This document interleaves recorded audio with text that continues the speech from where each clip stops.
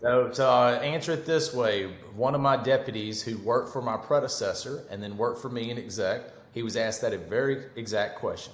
And they said, is it controller or comptroller? And he said, let me explain it to you this way. Big league. Huge. Really large. I have a feeling it's going to be beautiful. Welcome to Texas.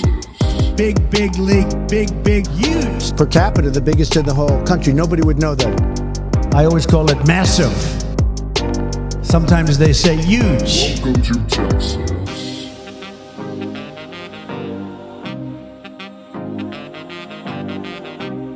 Welcome to the Big Texas Podcast presented by Texas Young Republicans. I am your host, Jordan Overturf, here in our brand new studio. It is glorious. It is magnificent. It is splendiferous. It is all that and more. I'm so excited to be bringing this podcast back. Now we got the studio set. We're ready to really put the work and roll up our sleeves, as it were, to get to work, interviewing candidates, talking to the people who are on the ground in these crucial battleground elections across the state of Texas. Part of that does include our statewide deployments, and I'll run through those dates here in a moment. But first, I got to talk about this last weekend, the national deployment. Texas YR is coming into Houston for Wesley Hunt and Alexandra Mueller, who's running against Lena Hidalgo. She is brought up in this episode that you're about to listen to, but we'll get to that more in a minute. But also, it was just such a good time. Wesley came out to the event beforehand, had breakfast with us, talked to everyone, got them all ramped up to go out and block walking. Interesting experience walking around Harris County on the western part of the city. It is strange. I grew up here. I'm used to seeing people with gates in front of their doors, like barring the entranceway. But the amount that I see now when I'm out block walking, I'm knocking on doors. It's clear that this is new construction. These were newly put up, and it's a shame to see that this is what it's coming to in these neighborhoods. These are old, established Houston neighborhoods that you just see that more security measures are needed more than ever. And now you've got the County Judge Lena Hidalgo talking about trying to decrease funding for the constables, which are the ones who patrol many of these neighborhoods in Harris County. So we get into that a bit with my guest today, but if you are thinking about joining a deployment, we've got one coming up this weekend for Cassie Garcia. I encourage you to do it. In addition to the block walking, great lunch, great breakfast, getting to meet the candidate and talk to them about their issues, what they're fighting for, what they're working for. You just get a chance to be around other YRs from around the state. It was great seeing the chairman, Wasim, Michael Salvo, working hard as ever. All the folks who came in, big shout out to Sandy, who made the Astros game just a phenomenal experience. Always, it feels like you're officially home when you get a chance to go to the ballpark. So Astros didn't win, unfortunately, but they did win the next day. Big win the next day. This isn't a baseball podcast. We're here to talk about Texas, our politics, what is happening on the road to Election Day. So with that, let's go ahead and get to the housekeeping. As always, if you want to learn more about our deployments, make sure you head over to the website, texasyr.gop. A reminder again, we have Cassie Garcia this weekend, September 16th through 18th, deploying to CD 28. She is taking on Henry Cuellar. That race recently became a toss-up. And so it is now more important than ever that we get out the vote for Cassie Garcia and CD 28. This is a deployment to San Antonio. Lots of fun things planned. Make sure you register before the deployment. And how do you do that? You go to the website, texasyr.gop. Following that, we've got another regional weekend of action on October 14th. October 21st through 23rd, this is our national deployment for Herschel Walker. He is the Senate candidate in Georgia.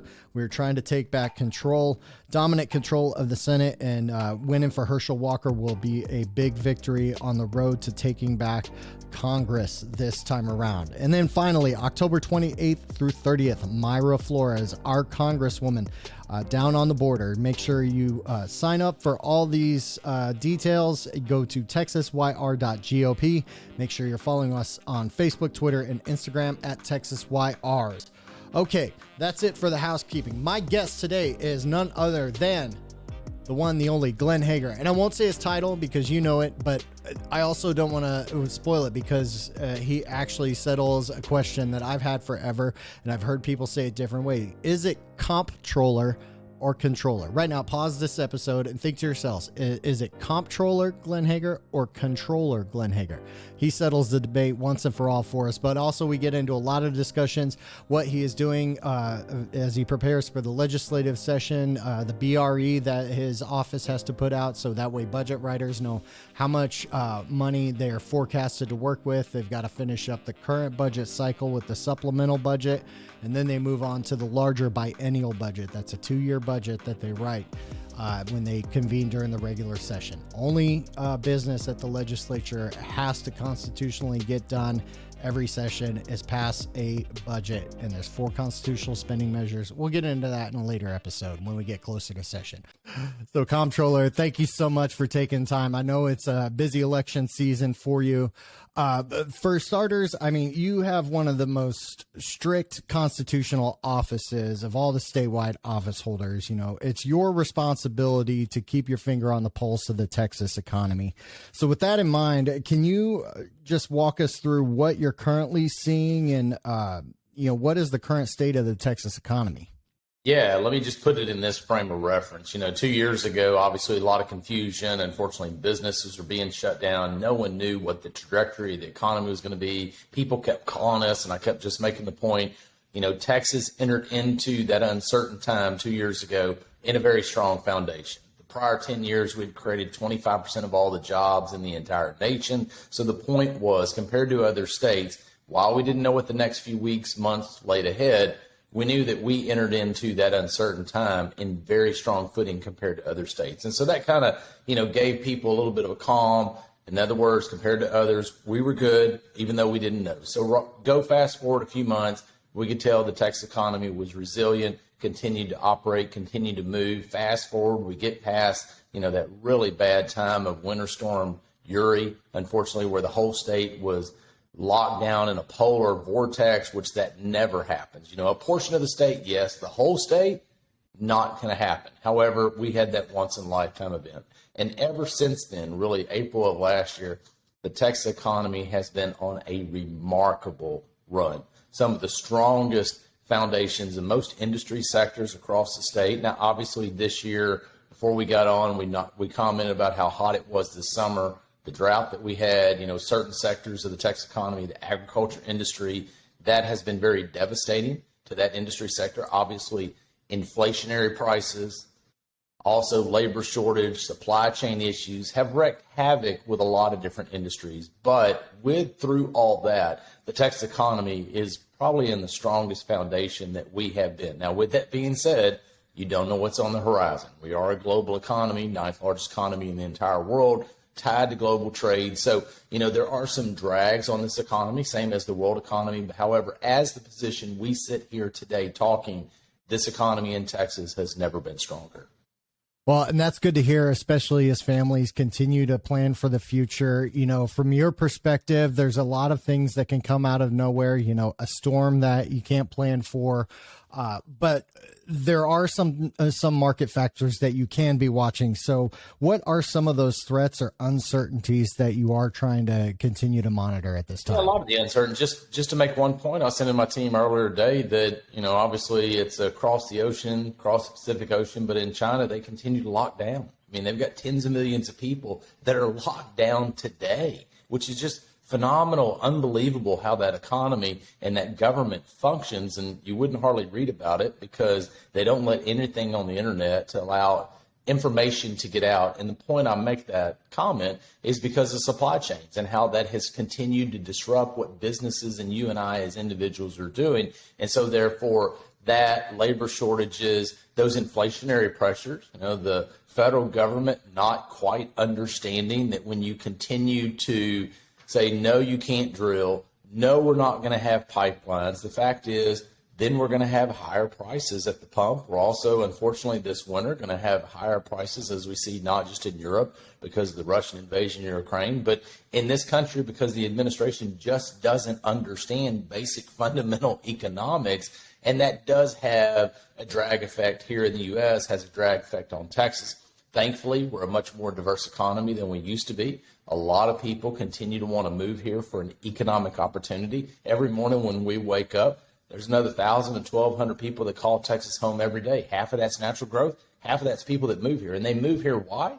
Because they want that economic opportunity that you and I enjoy here in Texas. Well, and some of those opportunities are being created by folks like Governor Greg Abbott opening the doors, saying Texas is open for business. As we look down the pipe at some of the supply chain things that are affected from China, we have these new chip factories from Samsung coming into the Taylor area. You got Tesla and its Gigafactory. You know, the big push moving ahead and keeping Texas strong and being a critical part of that supply chain. But I also know that folks, as they get into the heat of the school year, they start planning for their year ahead. It's real tough with the way the Biden economy goes up, it goes down. Interest rates are on their way up. You know, fortunately, gas prices are declining, but we just don't know what's ahead. I can only imagine how difficult that is for families. But then for someone like you, Comptroller, who, you know, we've got a legislation coming up, you have to forecast 2 years in advance. So as you're getting ready to prepare legislators and let them know, you know, what they have coming up for the next budget cycle, can you first tell us kind of the things that you're looking at as we get ready to wrap up the current budget cycle? And what can you tell us about what lawmakers and budget writers are going to be facing in January? Yeah, I think all those are great questions. And, you know, first and foremost for the legislature coming next session is how do you make sure you keep the Texas economy operating, keep the Texas miracle going, making sure that we have lower government intervention, lower regulation, lower taxes, just those basic economic freedoms that really make Texas what it is. And then obviously one big issue they're going to have to continue to grapple with is we've seen increasing property values. We also see that right now the legislation they put into order a couple of sessions ago that would lower the amount of increase in taxes, whether it's counties, cities, and or ISDs. You have a lot of local governmental entities that are going for what's called a tax revenue increase per se, but they're not saying it's an increase. You know, keep the rate is what everybody's saying. Keep the rate. But what they're also not fully disclosing is that keep the rate means since values have gone up in property values, and that means you're going to end up doing what? Pay more in taxes. And I think it's really important for the legislature to provide better truth in explanation of what these TREs are and what governments are actually telling taxpayers. You need to say both sides of the ledger so voters are well educated and well informed. So I think those are something that they're going to have to deal with, property taxes, as well as some of these resolutions that you and I are being asked to vote on in November. Those are things. But for us kind of globally looking out, what are all the moving pieces of the Texas economy? I do think the inflationary portion, just to make one point, you know, we've averaged here in the past year, which is an overwhelming number, $3.5 billion in sales tax in a given month, which that's the most, the highest average we've ever had. It's the largest stream of revenue into the state treasury. But here's a point for you. 300 million of that is due to higher inflation than what it was a year ago. And so in other words, what that means, you and I are paying more today thanks to this administration, some of these policies. And so a big portion of those revenues, unfortunately, are coming straight out of our pockets because we're continuing to pay more than what we were a year ago. And I keep trying to remind people of that because, you know, average taxpayers having a harder time than they used to be. And so the legislature needs to be mindful of that as they are setting things together. Because, again, the Texas economy has been phenomenal the last year, but it's not always going to be that way. So part of my job is to manage expectations, remind people that just because it's great today doesn't mean it's always going to be that way. You know, and just like our own households, budgets go up, they go down. We have to manage that. We have a repair around our house. We have to pay for it, but we also have to prepare for the next emergency, that next unforeseen. And I think that's really part of my role as CFO, is not just talk about a 2-year budget, but to talk about a longer outlook of what we need to be doing in the state of Texas to keep the economy operating, but also make sure taxpayers are not pinching even more and having a bigger undue burden on them as we see coming out of D.C. Yeah, and I mean, it's real easy to forget about the hard times when, you know, Texas is doing great, the economy is so strong, but If I remember correctly, it was about 10 years ago that the legislature had to go through significant cuts. It's not the first time they've had to deal with it, but we do know what that pain feels like when the economy takes a huge dip and it's time to start tightening belts and things like that. You also, from the CFO standpoint, are focused on making sure that you are collecting those revenues for the state, getting those into the hands of lawmakers. There's tons of programs that your office helps administer. But as someone who has served in the legislature, but has the benefit of seeing the economy both in the short term and long term, where would you put these dollars? Yeah, first and foremost, I think you have to invest. If you're going to put additional dollars into a state budget, they need to be one time. They need to be investments in the future. So one of the things that I'm out talking about here later this week and continuing to tour the state in the course of the next couple of months is talking about, and it's fresh on our mind because we just went through a very severe drought across the state of Texas, is water infrastructure. When you're growing 1,000 to 1,200 people a day, it may not sound great political issues to talk about, but the reality is we all expect when we turn on the tap at our house that we will have water. And businesses, as you mentioned earlier, that are moving here, whether it's the chip processing plants, whether it's Samsung, several others, Texas Instruments up in the Metroplex, it's talking about building several facilities. All those facilities, they need to have clean water 24 hours a day, 7 days a week, 365 a year, just like you and I do at our own households. And so the point is, we have to have that infrastructure, whether it's our road infrastructure, our water infrastructure, or a new job that I was just given in the last legislative session is one of the things as we're talking through this mode of communication right here, or we have these things in our hand. We are astonished to know that 7 million Texans today, almost 25% of the entire population of the state of Texas, even if they wanted to have broadband or high-speed internet, they don't have it. They couldn't have it. It's not an issue in affordability. It's the fact that it doesn't exist. And the point is, we've talked about for a long time, we need to have internet for economic development in rural communities. But what we've learned is it's about telemedicine. It's about access to public education, higher education. It's about families being able to have access to church on the weekends. And so therefore it's ingrained in our daily lives. And it really is part of the fabric, the highway per se, the highway that we utilize every single day. And so therefore part of my job is to figure out how we're going to connect those 7 million people working with businesses. It's the private sector who's going to lead this, but it's the state who's trying to push them, nudge them to make sure I'm not going to lay fiber. I'm not going to lay wireless internet across the state of Texas, but it is my job to help kind of quarterback and steer that direction. And so the point being is I think you invest in that infrastructure, making sure that we continue to have public safety. Unfortunately, fortunately, in a way, my family, we have a property down in Maverick County where we spend a lot of time. But unfortunately, as we've seen for the last 2 years, people continue to spill across the border day after day after day. And it is ironic that now we have a few cities, whether it's New York, D.C., Chicago, because they have a few hundred people showing up. The governor's busing them up there. That's where they ultimately want to go. So we'll help provide transportation. All of a sudden they're crying, but welcome to the world that we've been living because of the failed policies in D.C. for the last 2 years. And so continuing to do those basic safety measures, which we need for law and order, as well as infrastructure investments, I think that's where the legislature puts their focus, and to continue to make sure that we educate people so they're educated for the workforce of tomorrow. I mean, those are the key basic fundamentals of government and what we need to be doing as the state of Texas. Yeah, I mean, and you touched on a lot of those key issues that voters are thinking about, whether it be the border security issue and, Governor Abbott busing those folks to those sanctuary cities elsewhere is essentially putting it on their plate, as Texans themselves have been funding the effort to, at the very least, monitor, stop the drug trafficking and things that are coming across with fentanyl.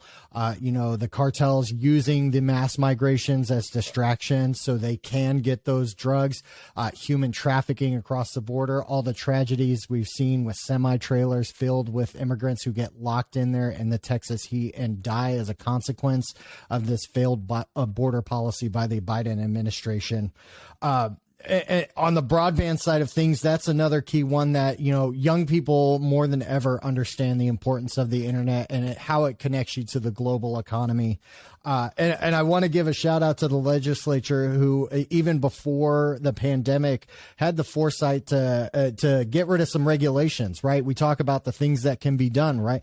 Remove some of the regulations that, in this instance, allowed the electric co-ops that are out in the rural areas. They got that right of way, put that right of way to work, use those lines to run some broadband, high-speed internet to their customers, and it helps to be thinking in those ways of how we can do this more expediently, because people's bills are not waiting for them. No, that's expediently and common sense.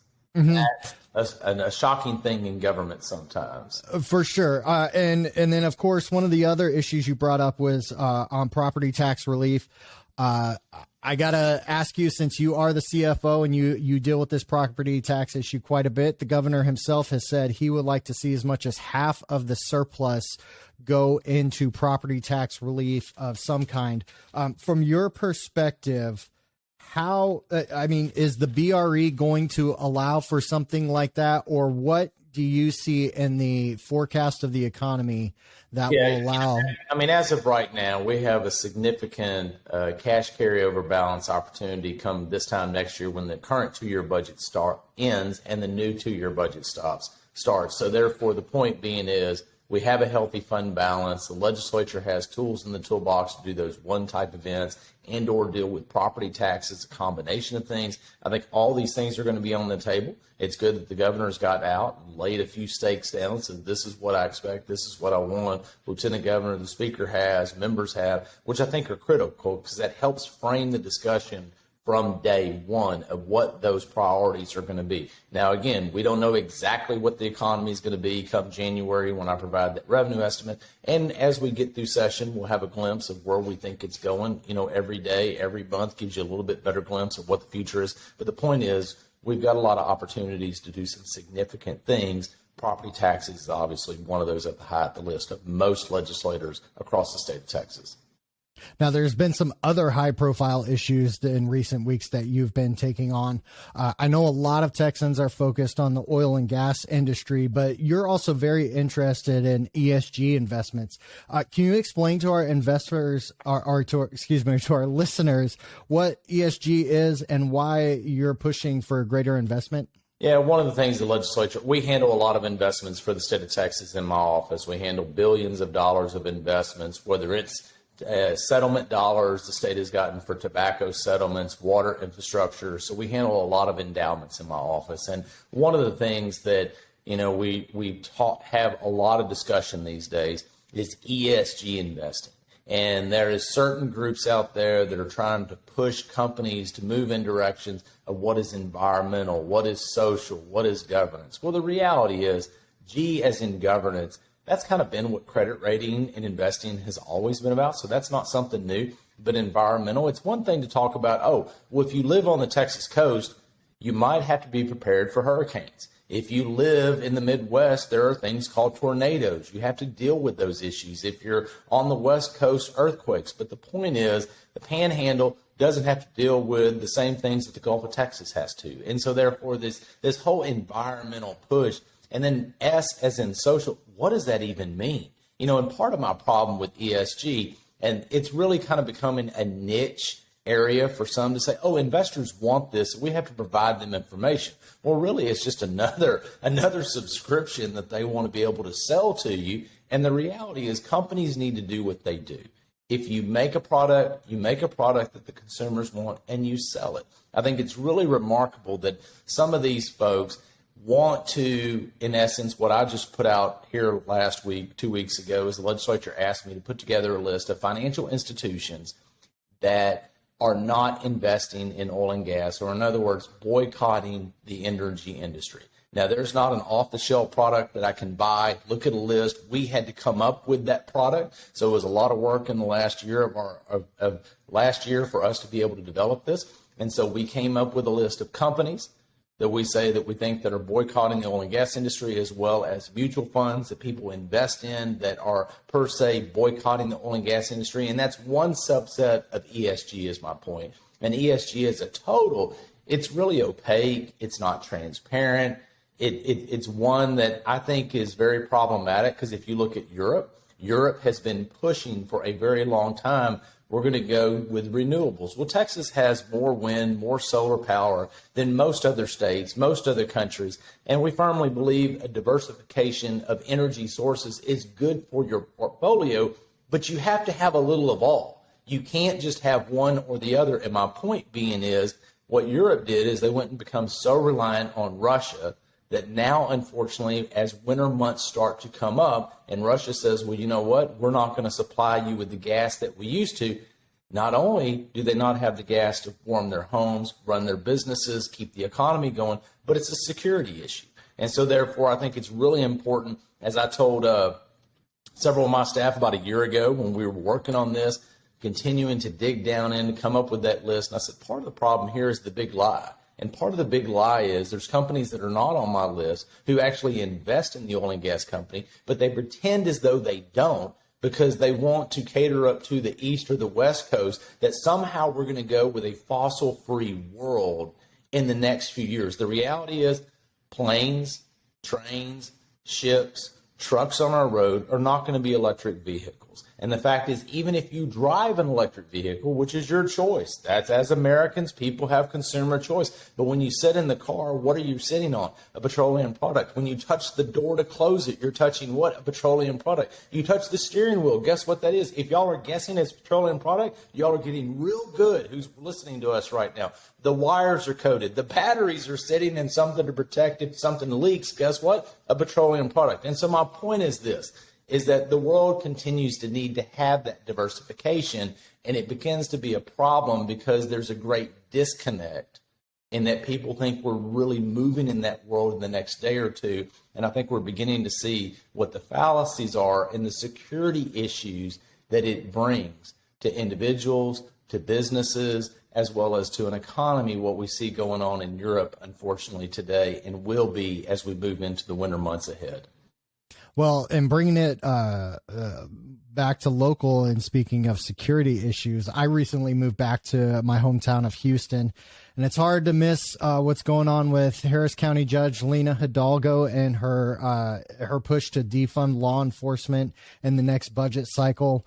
I mean, you are part of the effort that came from the legislature. The authority came from the legislature that, you know, we are not going to allow counties, municipalities to defund law enforcement. And yet here we are facing this very scenario right here in Harris County. For those who don't understand the nuances of this discussion and what's kind of been happening, can you explain what it is that you are specifically doing to combat this defund the police movement and keep Texas from following these radical paths that other cities have followed? Yeah, the legislature, as you said, gave me a new statute to essentially adhere to a new task, a new job last legislative session. And part of that is look at, in this example, a county's budget that they are proposing that eventually they will adopt and they will implement. Those are three different phases. And so therefore, as they are proposing their budget, if there is a complaint from that community to the governor's office, then it comes over to myself, then we analyze the current budget that is being proposed compared to the past budget. Now, again, the current proposed budget is one that it's a working document. I felt like it was important to go ahead and notify them in advance, because once you've adopted it, I don't want to say it's too late, but there's major consequences, because it's a lot harder to unwind what you've already done than when you were working on it. And as a former legislator, that's what a proposed budget, you have an opportunity to work on it. So we sent them a notice, gave them a heads up. We've been communicating with the Harris County staff, my staff, to try to make sure they were able to understand that based on the numbers that we calculated, that they had not funded the constables' offices to the level that they had in the past. That essentially they defunded those offices several $1 million, not just the two constables that sent in the complaint, but the other offices as well.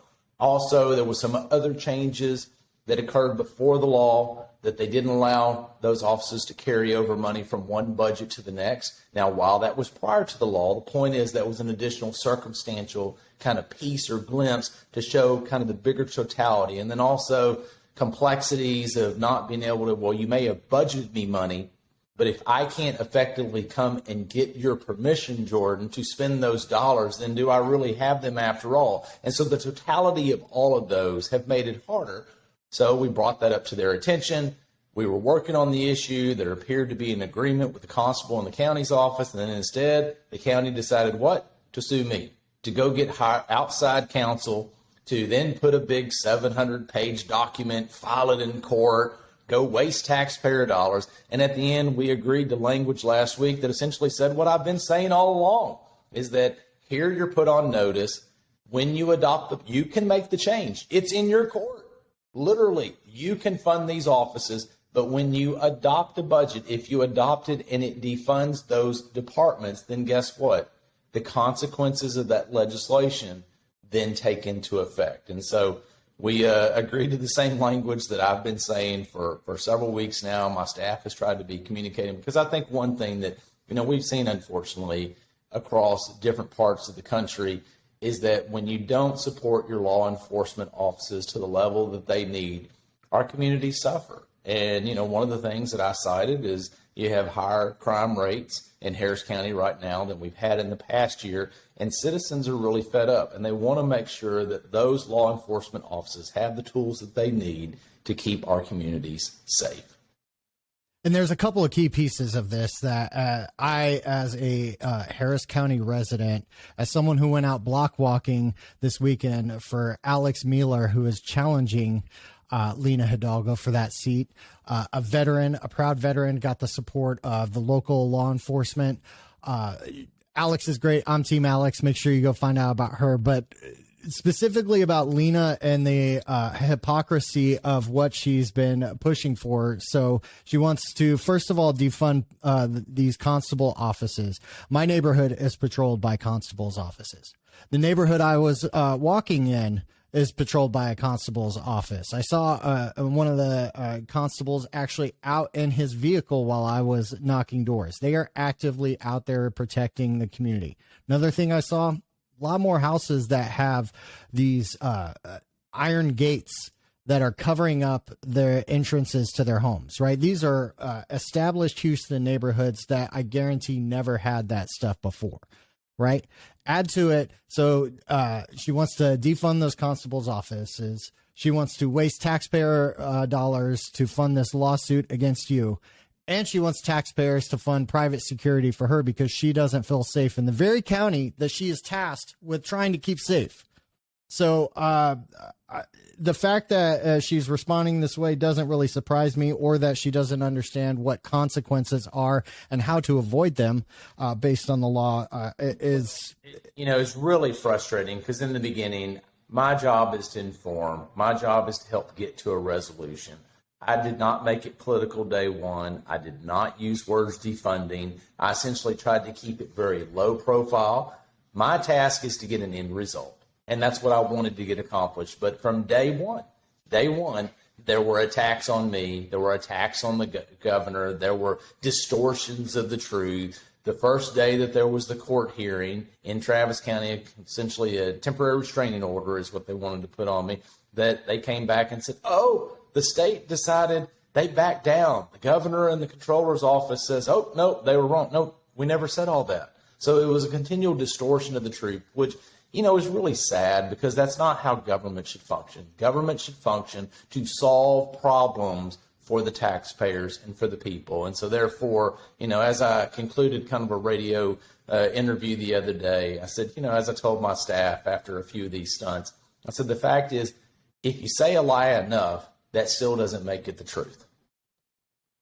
For sure. And I think that's just all Lena Hidalgo has ever known, is to just keep lying about her actions and hope that voters, taxpayers don't see this happening. And so by her, waving her arms and making a bigger deal out of this and spreading lies about you and what you said, what your official statement, which I read, said, and contradicting it wildly with her claims, only further confuses it and doesn't allow the people who are living here and will be affected by these decisions to really understand the choices that she is making to benefit her life and take away from the folks who are living here, working here, making Harris County a great place to live.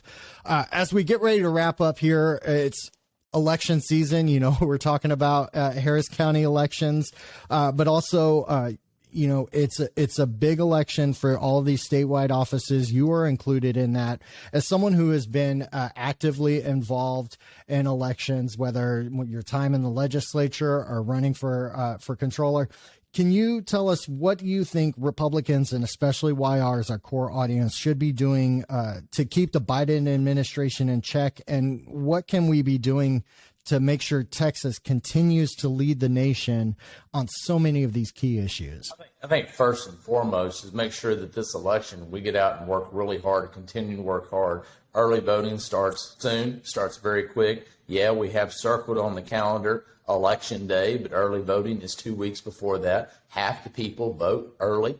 Half of them will vote on Election Day, and so therefore there's a lot of work to do now between now and early voting. Every vote does count. Every single vote matters. You know, I go back to my former home county where I grew up, Waller County, not far, just right outside of Harris County. Fact is, a commissioner's court race. One of my former principals was running for county commissioner. It was going to decide which party had control of commissioner's court, won by 2 votes, had a recount. As you know, guess what? Came up short. And so therefore 1 vote made the difference between it going again. And, you know, rarely do we get to a 1 vote, that 1 single vote made the threshold of the difference, but it does. A vote here, a vote there, they add up. And I think that's the most imperative piece, is that we all make sure we're doing our part, rowing the boat together to have a good election result, whether it's in Harris County, Waller County, where we call home, or anywhere across the state, and send a resounding message on every single level, all the way up and down the ballot, all the way down to the local levels, because those races matter. They matter to who's making the decisions. If you're not at the table, then someone's making decisions for you. And I think that's the most imperative piece if we're going to continue to keep Texas what we call the state that we love. We have to make sure we're electing those people, or worse off, keeping people out of office who shouldn't be making the decisions. Yeah, I mean, Harris County is feeling it right now when you put someone who's inexperienced and unqualified in that position. I've seen it happen with justices of the peace. You see it happen just up and down the ballot. And, you know, I was just telling my kids last night at dinner, we were talking about, and I actually was saying how I'm coming to speaking to young Republicans here in a few weeks. And I said, you know, one of the points that I always make, and my kids are 17, I have a senior in high school, and my twins, my youngest daughter and my son are 14, 8th graders. And so I was making the point to them, as I said, well, Claire, you're able to vote start next year.